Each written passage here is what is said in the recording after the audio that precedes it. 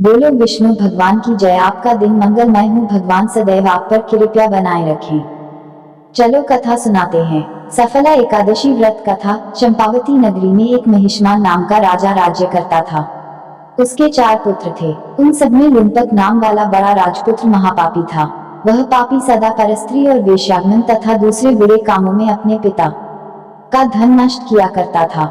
सदैव ही देवता, ब्राह्मण व वैष्णवों की निंदा किया करता था। जब राजा को अपने बड़े पुत्र के ऐसे कुकर्मों का पता चला तो उन्होंने उसे अपने राज्य से निकाल दिया।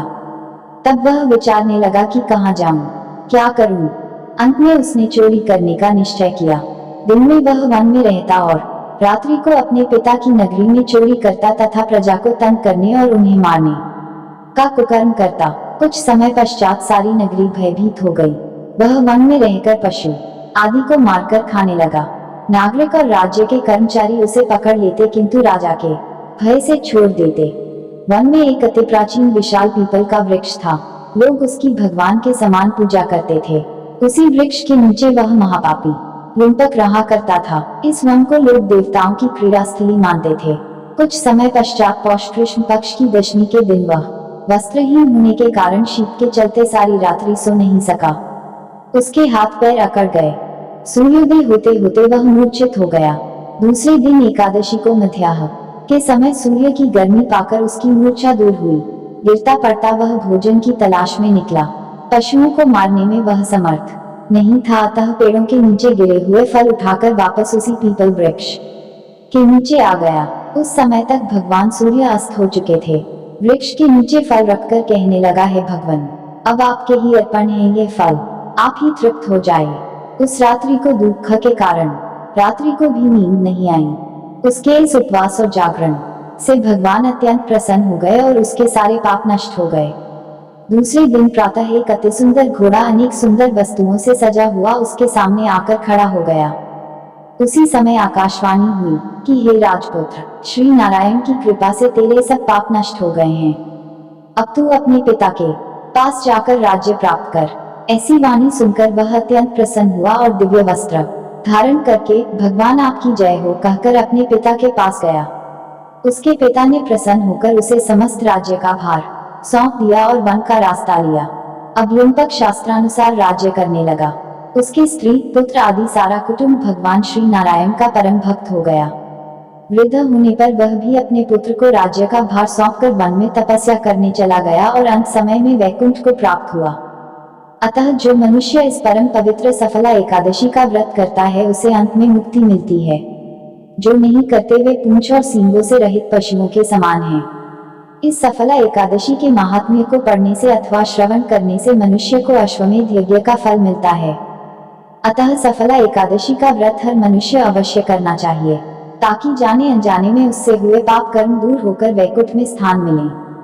5000 वर्ष तक करने से जो फल मिलता है उससे भी अधिक सफला एकादशी का व्रत करने से मिलता है। इसी में आरती सुनाते हैं। सब बोलो विष्णु भगवान की जय। ओम जय जगदीश हरे, प्रभु जय जगदीश हरे।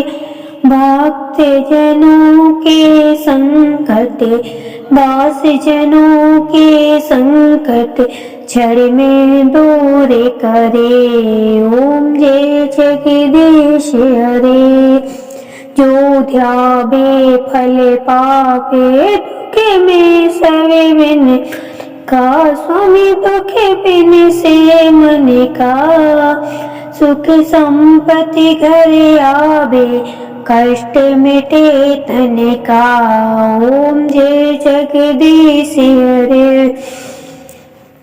माते पिता तुम मेरे शरण गहूँ किसकी, देखो शरण गहूँ किसकी। तुम बिन और न दूजा, आस करूं किसकी। ओम जय जगदीश हरे।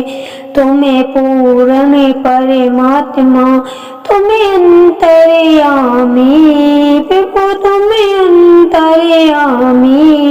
पार ब्रह्म परमेश्वर, तुम्हें सबके स्वामी। ओम जय जगदीश हरे।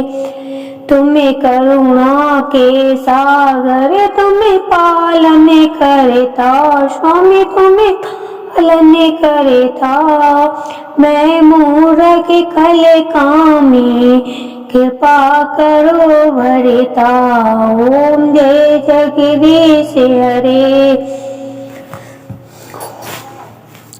तुम हो एक अगोचर सबके प्राणपति स्वामी सभी प्राणपति किस विधि बिनु दया में तुमको मैं कुमिति ओम जय जगदीश हरे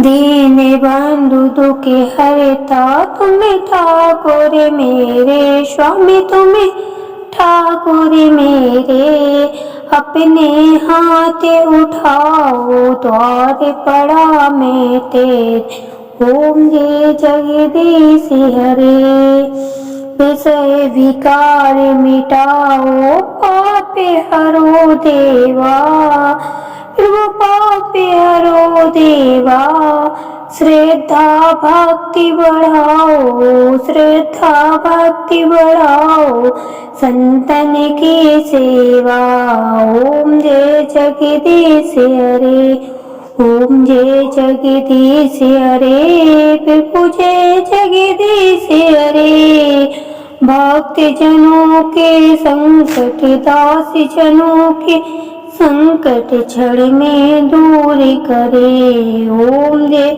जगदीश हरे बोलो विष्णु भगवान की जय बोलो राम जी की जय बोलो विष्णु भगवान की जय बोलो सफलता एकादशी व्रत कथा की जय कथा अच्छी लगी हो तो वीडियो को एक लाइक शेयर सब्सक्राइब जरूर करना bye bye thanks for watching अगली वीडियो में फिर मिलते हैं।